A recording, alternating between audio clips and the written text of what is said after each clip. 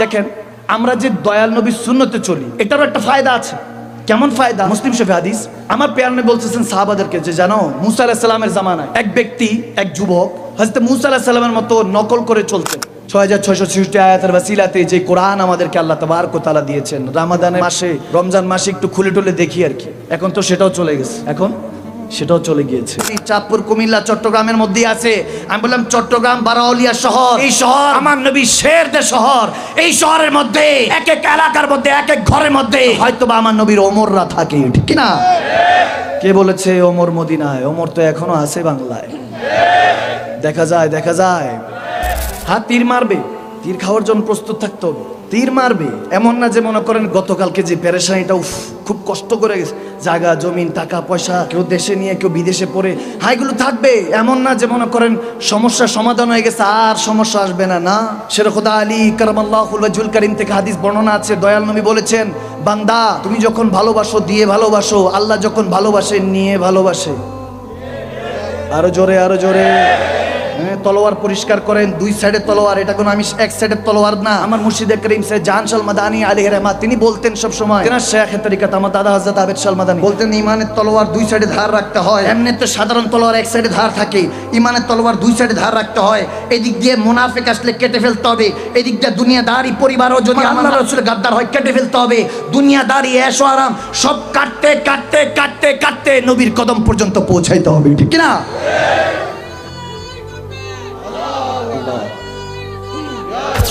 खुदा को नहीं तो कम से कम अपने को तो मान लीजिए। যদি মালিকের না হতে পারে নিজের হয়ে দেখান। নিজের তো এখন হতে পারলাম না, আমরা বক্সের হয়ে আছি, নিজের হইতে পারি নাই। এই রুটা পারবাদ প্রত্যেকদিন ইন্তেকাল, প্রত্যেকদিন নিউজ পাবেন, ফিড পাবেন। আপনারা এখন সোশ্যাল মিডিয়ার যুগ, আমরা যে চোখ দিয়ে যেভাবে দেখছি, যেটা দেখছি অ্যাকচুয়ালি কি আমরা এটাই দেখছি, আসলটাই দেখছি নাকি এক কানা কয় আর এক কানা রে চলো এবার ভব পারে, নিজে কানা পথ চেনে না পরকে ডাকে বারংবার, এসব দেখি কানার হাট বাজার। কেউ হয়তো একজন বলে গিয়েছে, কথা তো সত্য, আমি আমাকে চিনেছি। এই আমি তো ছোট ছিলাম, দুই চোখ ছিল দেখতে পারতাম না, কান ছিল শুনতে পারতাম না, হাত ছিল ধরতে পারতাম না, জুবান ছিল বলতে পারতাম না, পা ছিল চলতে পারতাম না, ওয়া ওয়া করে কেঁদেছি, মায়ের মাধ্যমে খাবারের ব্যবস্থা করেছে। আওয়াজ দেন আওয়াজ দেন, বুঝলাম। তখন কেউ আপনাকে ঘৃণা করে নাই, সবাই উলুলু করে আদর করেছে। এখন আপনাকে ঘৃণাও করে, ভালোবাসে। কেউ দূর থেকে থুতু নিক্ষেপ করে চলে যায়, কেউ দূর থেকে দেখে চিন্তা করে একটাবার যদি জড়ায় ধরতে পারতাম। আছে কি নাই? পরে আরামের ঘুম আরাম করে যে বসেছেন, তাহলে একটু বসার মতো বসেন, একটু মানার মতো মানেন। কসম করে বলছি, দিলের দুনিয়া পরিবর্তন হয়ে যাবে। যেদিক দিয়ে যাবেন রহমত আর রহমত মনে হবে, পেরেশানি টেনশন বলতে কিছু থাকবে না। আমি অনেক খুঁজে দেখেছি আরবিতে যে এই টেনশন, ডিপ্রেশন, পেরেশানি এটাই সবচেয়ে বড় রোগ। এটার থেকেই ঘুম আসে না, ঘুম না আসলে গ্যাস্ট্রিক, গ্যাস্ট্রিক থেকে আলসার, আলসার থেকে ক্যান্সার, ক্যান্সার থেকে দেশ ছাড়, দেশ ছাড় থেকে দুনিয়া ছাড়। আওয়াজ দেন আরো জোরে আরো জোরে। আর সত্য বলেন না, ঠিকই না বলেন? এরকম হতে থাকে। চিন্তা করলাম এই টেনশন, ডিপ্রেশন, পেরেশানি, দুর্দশা, হতাশা এই বান্দার, মুসলমানদের চ্যাপ্টারে তো এগুলো কখনো ছিল না। মুসলমান তো তাওয়াক্কুল তো আল্লাহ রাসূল, আল্লাহ রাসূলের উপর ভরসা রাখতো। আজ কেন টেনশনে পেয়ে গেল? বুঝা গেল আমরা চিঠিটা পড়ি নাই, এজন্য বুঝতেছি না। রব্বে করিম যে শেষ চিঠি পাঠিয়েছেন সেই কোরআনকে পড়তে হবে, শুধু এমনি পড়তে হবে না, ভিতরের গভীরতাও বুঝতে হবে, ঠিক না? আর ফাইন্না মাআল উসরি ইউসরান, দুঃখের পরেই তো রব্বে করিম সুখ রেখেছে। বান্দা মুসলমানদের, মুমিনদের কোনো টেনশন নেই। বিশেষ করে সুন্নি মুসলমানদের, অন্তত যারা সুন্নি হয়ে গিয়েছে তারা কোনোদিন কোনো টেনশন করতে পারবে না। এটা তার জন্য হারাম করা হয়েছে। মনে রাখতে হবে, আন-নাবিয়্যু আওলা বিল মুমিনিনা মিন আনফুসিহিম, নবী জানের চেয়ে নিকটে মুমিনের, এবং নাহনু আকরাবু ইলাইহি মিন হাবলিল ওয়ারিদ, রব তো সবার সাথেই থাকেন। যখন রব আছে, রসুল আছে, আপনি সুন্নি, তাহলে আল্লাহ রাজি, রসুলও রাজি, আপনিও রাজি। क्या करेगा শয়তান পাজি। টেনশন দূর করেন, মনে রাখবেন ফাইন্না মাআল উসরি ইউসরান, দুঃখের পরেই আল্লাহ সুখ রেখেছেন মুমিনের জন্য। সুবহানাল্লাহ। আশিক তার মাশুকের তালাশে থাকে, আশিক তার মাশুকের তালাশে থাকে। ভাইরা আমার, যায় দিন ভালো আসে দিন খারাপ।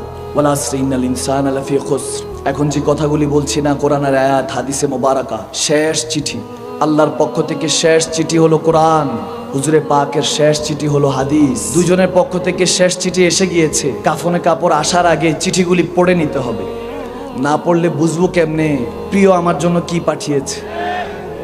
আওয়াজ দেন আওয়াজ দেন আওয়াজ দেন। মন একটা রাজি করতে নামছি সবাইকে। এখন দেখেন, দুই কান, দুই চোখ, দুই নাকের ছিদ্র, দুই ঠোঁট, দুই হাত, দুই পা, কিডনিও নাকি দুইটা, মালিক ভালো জানেন। এত কিছু ডাবল, মন একটা। মন কয়টা? এক মন দিয়ে কয়জনকে রাজি করবেন? সম্ভব? আওয়াজ দেন, সম্ভব? মন একটা, রাজিও করতে হবে একজনকে। এবং রাজি কিভাবে করতে হবে? যাকে রাজি করলে সত্যিকারের ভালোবাসার ওয়াফাদারি পাওয়া যাবে। জানি সব গাদ্দারি করতে পারে, সব ছেড়ে যেতে পারে, কিন্তু তিনি ছাড়বেন না। আন-নাবী আওলা বিল মুমিনিনা মিন আনফুসিহিম, রব্বে কারীম বলতেছে তিনি হলো আর কেউ নয়, দুনিয়াতে ওই ব্যক্তি, ওই জাত আমি একজনকেই বানিয়েছি, দয়াল নবী মুস্তাফা রাহমাতুল লিল আলামিন সাল্লাল্লাহু তাআলা আলাইহি ওয়াসাল্লাম। সুবহানাল্লাহ। দুনিয়াতে আমরা থাকার জন্য আসি নাই ভাইয়ের আমার, এখানে এসেছি শেখার জন্য। এজন্য প্রথম আয়াতে কারিমা ও রব্বে করিম হুজুরে পাকের উপর নাজিল করেছেন, ইকরা বিসমি রাব্বিকাল্লাযী খালাক। ইকরা পড়ুন হাবিব, সে প্রভুর নামে। তিনি কে? আমার হুজুরে পাকেরও যিনি প্রভু, উম্মতেরও তো প্রভু একজন, ঠিক কি না? ওই ইকরা থেকে কোরআন এসেছে, ফুরকান এসেছে। কোরআন অর্থ হলো পড়ো এবং পড়াও। আমরা পড়াচ্ছি, আপনারা পড়ছেন, পড়ো এবং পড়াও, এটাই হলো কোরআন সুন্নাত দরস। এখনকার অবস্থা এরকম, আমরা পড়িও না, পড়াইও না, জানিও না, জানাইও না, এজন্য কেউ দিলের হাল বুঝেও না। না আপনি আমাকে রাজি করতে বসছেন, না আমি আপনাদেরকে রাজি করতে বসছি, দুজনই বসছি একজনকে রাজি করতে। তিনি কে? আমরা মিলাদুন নবী করি, সিরাতুন নবী করি, কোরআন সুন্নাহর মেহফিল করি, কিংবা মেরাজুন নবী করি, সবে কদর করি, সবে বরাত করি, 30টার সিয়াম সাধনা, রমাদানের রোজাগুলি রাখি, যদি ভুকাও থাকে ইফতারও করি, কিংবা তারাবি পড়ি। সন্তান তার মা বাবাকে, মা বাবা তার সন্তানকে, স্বামী তার স্ত্রীকে, স্ত্রী তার স্বামীকে, এক বন্ধু আরেক বন্ধুকে, যে যত রকমের মামলাত আছে জিন্দিগির, এই মারা জিন্দিগি, যেটা জানি ক্ষণস্থায়ী, কোনো চিরস্থায়ী কোনো ব্যবস্থা নেই যে থেকে যাব, জানি যা কিছু এই দুনিয়াতে করি দয়াল নবীকে ভালোবাসা থেকে শুরু করে আহলে বায়াত, সাহাবায়ে রাসূল, ওই নবীওয়ালা থেকে নিজের ঘরওয়ালা পর্যন্ত যত মামলাত আছে, সুন্নি মুসলমান একজনকে রাজি করার জন্য করে। তিনি কে? এটাতে কোনো ভুল আছে? আওয়াজ দেন, ভুল আছে? আমাদের থেকে সবাই বের হয়েছে, কথা বুঝেন নাই? বাকিরা যারা আছেন, সম্মান নিয়ে বলছি, মানুষ তো, মানুষকে সম্মান করতে হয়, ঠিক না? তুকরিম মিনুকরিম, আপনি সম্মান করবেন তো সম্মান আপনার বাড়িয়ে দিবে কে? আওয়াজ দেন, কে? সম্মান করে বলছি, তেনারা আমাদের এখান থেকেই বের হয়েছে, কোনো সাহারা এখনো পান না, খুঁজে দোয়া করি তেনারাও যাতে সাহারা পেয়ে যান, দয়াল নবীর গোলামিতে সবাই চলে আসে। সুবহান। একটু উচ্চ আওয়াজে পড়ি আল্লাহুম্মা আমিন। আমার কিন্তু এখনো শুরু হয় না, আমি ওয়ার্ম আপ করছি। আমার যুবকদেরকে আমি আস্তে আস্তে আনতেছি। একটা হলেই চলবে, একটা শেরই যথেষ্ট। আমি জানি ওমর একজনই, ওরকমই একটা হলেই যথেষ্ট ইতিহাস বদলাবার জন্য, ঠিক না? যখন ইশকের আগুনটা, হয়তো আমার যুবক জানে না দাড়ি লেহাইয়াতুন রাখলে কি ফায়দা, জানে না, এটাই একমাত্র সম্বল কবরে নিয়ে যেতে পারবো। অন্ধকার কবরটা আল্লাহ এই নবীজির সুন্নতের কারণে নূর রওশনদার বানিয়ে দেবে। সুবহান। দেখেন আমরা যে দয়াল নবীর সুন্নতে চলি, এটারও একটা ফায়দা আছে। কেমন ফায়দা? হুজুরে পাক নিজে পড়াচ্ছেন, মুসলিম শরীফে হাদিস।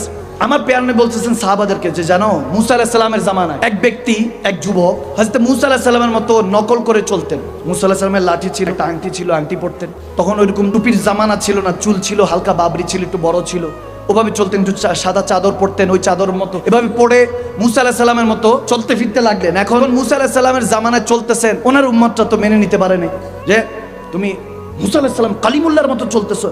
ওই যুবক এখন নকল করে চলছে, একদম ডুপ্লিকেট মুসা আলাইহিস সালাম হয়ে চলতেছে। উম্মতের ভালো লাগে না, বের করে দিছে। কেন এভাবে চলতেছো? বের করে দিছে, শহর থেকে বের করে দিছে। কিছুদিন পর মুসা আলাইহিস সালাম তুর পাহাড়ে গেলেন। আল্লাহ বলেন তুর পাহাড়ে আসলেন। আল্লাহ কি ফরমান আছে, উম্মতের জন্য কোনো খেদমত, আমার কোনো ডিউটি আছে? আল্লাহ বলতে লাগলেন অমুক জঙ্গলে যান, শহরের বাইরে, ওখানে একটা যুবক পড়ে আছে, একটু জানাজার ব্যবস্থা করেন, আপনি নিজে জানাজা দিতে হবে। সুবহানাল্লাহ। মুসা আলাইহিস সালাম বলে আরে বাপরে, আল্লাহ যেহেতু বলতেছে নিশ্চয়ই নেককার বান্দা, মুমিন বান্দা, ভালো বান্দা, উম্মত সবাইকে, সবাই চলো। পুরো শহর নিয়ে জঙ্গলে। যখন জঙ্গলে গেলেন, যাওয়ার পর হাদিসের মধ্যে আমার দয়াল নবী চোখের পানি ছেড়ে দিলেন। মুসা আলাইহিস সালাম নিজে ওই যুবকটাকে যখন উল্টালেন, দেখে চেহারাটা অনেক আঁচড় পড়ে আছে, বাঘ ভাল্লুক হয়তো বা চিড়ে চিড়ে খেয়েছে। হায় হায়, যখন ওই দেহটাকে খেয়ে ফেলেছে, ঠিক মতো নাই, খুব রক্তাক্ত অবস্থায় পড়ে আছে। মুসা আলাইহিস সালাম মায়া করে তাড়াতাড়ি যখন ঠিক করে চেহারা দেখলেন, সবাই অবাক, বলে এই তো সেই যুবক যে আপনার মতো নকল করার কারণে, আপনার মতো সুরত ধরার কারণে শহর থেকে বের করে দেওয়া হয়েছিল। এখন সবার কাছে মুসা আলাইহিস সালাম একটু গরম নবী তো, শর্মিন্দা হয়ে গেলেন। বলে হায়, সবাই মিলে বের করে দিছে, তার জানাজা পড়াইতে আল্লাহ পাঠাইছে। মালিকের হিকমত কি সবার বুঝে আসে? আওয়াজ দেন, বুঝে আসে? যখন রব্বে কারীম, মুসলিম শরীফে হাদিস বলছি, আমার নবী পড়াচ্ছেন সাহাবাদেরকে, দেখেন এই যে বললাম আমরা যে দ্বীনের দায়ী হব, দ্বীনের পথে চলবো, আমরা উই আর খলিফাতুল্লাহ, আমরা আল্লাহর খলিফা সবাই। এখানে যারা বসে আছি সব আদম সন্তান, মানে নবীর শাহজাদা সবাই। সুবহানাল্লাহ বলে না? সব নবীর প্রিন্স, নবীর শাহজাদারা বসা। হ্যাঁ, হতে পারেন আপনি চৌধুরী সাহেবের সন্তান, হতে পারে খান সাহেবের সন্তান, তালুকদার সাহেব, মিয়াজি সাহেব, ভুঁইয়া সাহেব, আপনি হতে পারেন সন্তান সৈয়দ জাদা, সৈয়দ সাহেব, কিন্তু আপনি ভুলে গিয়েছেন যে আপনি আদম সন্তান। আপনার বাবা আমার মা, কিংবা আমার বাবা আপনার মা একই। হয়তোবা আজকে আলাদা আলাদা ঘরে থাকি, বাপ মা তো একই। আওয়াজ দেন ঠিক না? আমরা তো জান্নাতি। বাপ মা কি জান্নাত থেকে আসছে না জাহান্নাম থেকে? আওয়াজ দেন কোথা থেকে? আল্লাহ, জান্নাত থেকে আসছে, আমরা জান্নাতি। এখানে এটা দুনিয়া সিজুল মুমিন ওয়া জান্নাতুল লিল কাফির, এটা তো মুমিনদের জন্য কয়েদখানা, জেলখানা। আপনি এখানে কেন সুখ তালাশ করছেন? কয়েদখানায়, জেলখানায় মুমিন কখনো সুখ কেন তালাশ করবে? কয়েদখানায় যারা কয়েদি থাকে তারা কি কখনো ওখানের মধ্যে সুখ তালাশ করে? না, তারা চিন্তা করে এখান থেকে রেহাই পাবো কিভাবে, বের হতে পারবো কিভাবে। উকিল ধরে, ব্যারিস্টার ধরে, ধরতে থাকে। বললাম বান্দা আল্লাহকে রাজি করেন। হ্যাঁ, জজ সাহেব তো আছে, আপনি রাজি করেন, কিন্তু উকিল লাগবে, ব্যারিস্টার লাগবে। ওয়াউলিল আমরি মিনকুম, ওই উকিলে আপনাকে ব্যারিস্টারের কাছে পৌঁছে দিবে। আপনি আল্লাহ ওয়ালার কদম যখন ধরবেন তখন দয়াল নবীর কাছে ওই আল্লাহ ওয়ালা পৌঁছে দিবে। আর দয়াল নবী তখন আপনাকে জজ সাহেব থেকে, ওই সুপ্রিম পাওয়ার থেকে, আল্লাহ অলমাইটি থেকে আপনাকে বাঁচিয়ে আল্লাহর ইচ্ছায় নিজের সাথে জান্নাতে নিয়ে যাবে। সুবহান। এখন জানাজা তো হয়ে গেল। আল্লাহ, দুইজন, কয়জন? এই যে দেখছেন না, বুঝে শুনতেছেন তো? দুইজন বলছি, বুঝে ফেলছেন, কথা বুঝেন নাই। যারা বুঝছে তারা তো বুঝছে, না বুঝলে সমস্যা নেই, আঙ্গুল ধরেন, পৌঁছায় দিব ইনশাআল্লাহ। মুসা আলাইহিস সালাম উল্টালেন ওই যুবক। সবাই হয়রান, এখন কি করা? আল্লাহর হুকুম তো অমান্য করা যাবে না। আল্লাহর সবার হুকুম অমান্য করলে একজনের হুকুম অমান্য করা যাবে?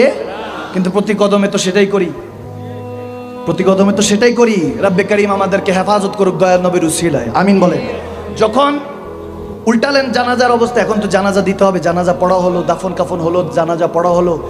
মুসা আলাইহিস সালাম একা, আবার তুর পাহাড়ে যখন আসতেছেন, আল্লাহ তাবারক ওয়া তাআলা ডাক দেন, মুসা একটু দোয়া দুরূদ পড়তে পড়তে আসেন, ইস্তিগফার পড়তে পড়তে আসেন।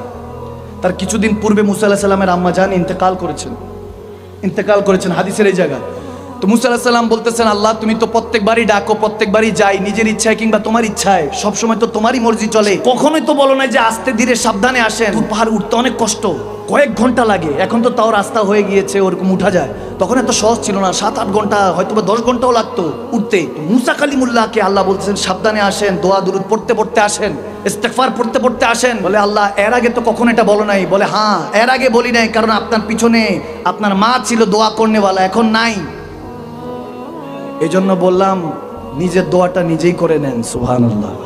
এগুলো বান্দাদেরকে শিখাচ্ছেন, মালিক আমাদেরকে এগুলো শিখাচ্ছেন। যখন গেলেন রাগী নবী তো গিয়ে, আল্লাহ এটা কোন সুলুক হলো আমার সাথে?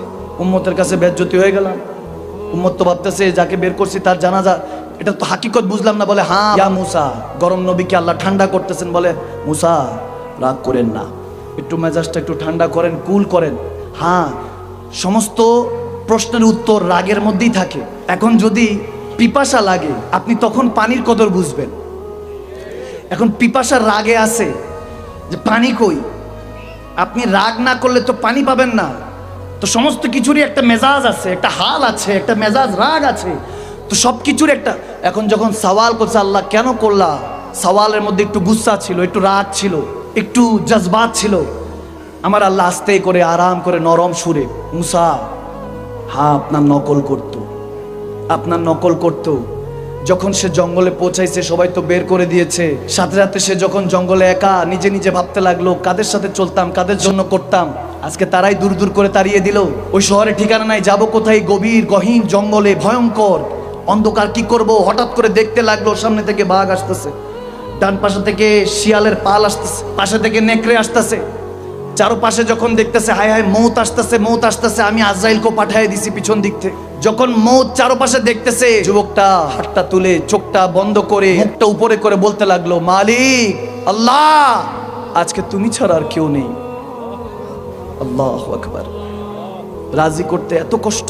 এখন তো গুনাহ অন্যের খাতায় লিখি, করছি আমি বলে ও করছে। এখন তো বান্দা নিজের গুনাহটাও নিজের খাতায় লিখি না। এখন গুনাহ স্বীকার করা যায় আমি গুনাহগার, নিজেকে এটা বলা এটা বুজদিলদের কাজ না, এটা হিম্মতওয়ালাদের কাজ। যে নিজেকে বললা আমি গুনাহগার, এটা হিম্মতওয়ালাদের কাজ। বুজদিল তো নিজেকে সবসময় লুকাতে থাকে। वो रब इतना बड़ा रब कि रहमतुल लिल आलमीन नबी उनके सामने झुकता था। আমার হুজুর যিনি সেজদা দিচ্ছেন, চিন্তা করেন, যিনি রাহমাতুল লিল আলামিন, তিনি যাকে সেজদা দিচ্ছেন, তাহলে কত বড় রব। সুবহানাল্লাহ বলেন না। তিনি এতটুকুতে রাজি হয়ে যান। রিক্কাতুল বুকা, রিক্কাতুদ দুমুর, এক ফোঁটা চোখের পানি নিয়ে বলতেছে, মালিক আজ ডানে বামে সামনে পিছনে কেউ নেই, তুমি ছাড়া কেউ নেই। আমাকে জানি না শহরবাসীরা তো ঘৃণা করেছে, ভালোবাসুক কিংবা ঘৃণা করুক সমস্যা নেই, মালিক তুমি আমাকে ক্ষমা করে দিও, ক্ষমা করে দিও বলে একটা বার যখন বলতেছে মুসা, আমি দেখি যে আমার মুসার মতো দেখতে একজন আমাকে ডাকতেছে। সুবহানাল্লাহ। যখন দেখলাম আমি মুসা, আমার মুসার মতো একজন বলতেছে আল্লাহ তুমি ছাড়া কেউ নাই, মনে হইতেছে আমার মুসাই বলতেছে, তখন আমি আর দেরি করি নাই, তাকে হেদায়েত দিয়ে দিয়েছি। এজন্য আপনি জানাজা পড়িয়ে ফেলেছেন, আপনি জানাজা দিয়েছেন, তাকে আমি আপনার সাথে জান্নাত হিসাবে কবুল করে নিয়েছি। সুবহানাল্লাহ। হায় হায়, আমার নবী বলতেছেন যখন, তখন সবাই নারা দিতে লাগলো। একজন সালমান ফারসি রাদিয়াল্লাহু তাআলা আনকে জিজ্ঞেস করলেন, একটু সাদা সিধা একটু সহজ সরল ছিলেন, বলে সবাই নারা কেন দিচ্ছে? হ্যাঁ খুশির সংবাদ, ভালো লাগছে, কিন্তু এত খুশি কেন? কেউ আবার কাঁদতে দেখতেছি, কেউ জামা ছিঁড়ে ফেলেছে, কেন কি হয়েছে? বলে সালমান ফারসি কেঁদে গিয়ে বলতেছে, বুঝো নাই, মুসা কালিমুল্লাহ নকল করার কারণে একবার চোখের পানি ছেড়ে রবকে স্মরণ করেছে, মুসা কালিমুল্লাহর সাথে আলাইহিস সালামের সাথে জান্নাত নসিব হয়েছে। আর তিনি তো সর্বশ্রেষ্ঠ নবী বসে আছেন, তিনি তো রাহমাতুল লিল আলামিন নবী, শাফিউল মুজনাবিন নবী। সেই নবীর যদি ওই হুলিয়া উসওয়াতুল হাসানা, তেনার আখলাক চরিত্র, তেনার ইবাদত বান্দিগি জিন্দেগিকে, তেনার জিন্দেগি যত কিছু দিয়েছেন সব যদি আঁকড়ে ধরি কিংবা তেনার মতোই একটু চলার চেষ্টা করি, তাহলে ওই রব কতটুকু রাজি হওয়ার জন্য বসে আছেন। সুবহানাল্লাহ। মুসলিম শরীফে, বুখারী শরীফে আপনার হাদিস সব দিকে খুঁজতে থাকেন। আমার আল্লাহ তো বলেছেন, তুই আমাকে একবার বলিস আল্লাহ, আমি 10 বার ডাকি ও বান্দা, ও বান্দা। দেখেন না, রূহকে বলেন, রূহকে জিজ্ঞেস করেন, রূহ আপনাকে বলবে। রূহ তো দেখে এসেছে, আলাস্তু বিরাব্বিকুম ক্বালু বালা বলে এসেছে। আমরা নিজের সাথে নিজে সওদা করতে পারছি না। আজ ধোকা তো ধোকা, পরিবারকে ধোকা দিচ্ছি। যদি গুনাহটা না লুকিয়ে রাখতেন, কে সালাম দিত, কে মহব্বত করত? নিজের আপনরাও ধাক্কা দিয়ে হয়তো বা ঘর থেকে বের করে দিত। আজ সম্মানিত, তিনি গুনার উপরে পর্দা দিয়ে রেখেছেন। হ্যাঁ বলতে পারেন যে হুজুর দেখি না কেন, তাইলে वो पर्दे में है तो पर्दा पोश है, वो अगर पर्दा हटा दे तो किसको होश है। আর তিনি পর্দায় আছেন এটাই ভালো, যদি পর্দা সরিয়ে দেন কসম করে বলছি লাখো দূর নয়, পুরো জমিন তুর পাহাড়ে ছাই হয়ে পরিণত হবে, ঠিক কি না?